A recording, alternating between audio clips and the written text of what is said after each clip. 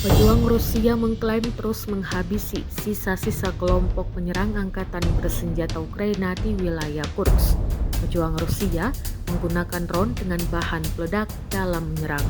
Bahan peledak tampak jelas membakar satu persatu kendaraan dan personel Ukraina. Rekamannya diunggah di Telegram pada Selasa 11 Februari 2025. Dalam keterangan unggahan disebutkan beberapa jenis kendaraan lapis baja Ukraina yang rusak dan mayat tentara Ukraina berakhir berserakan di sepanjang garis kontak.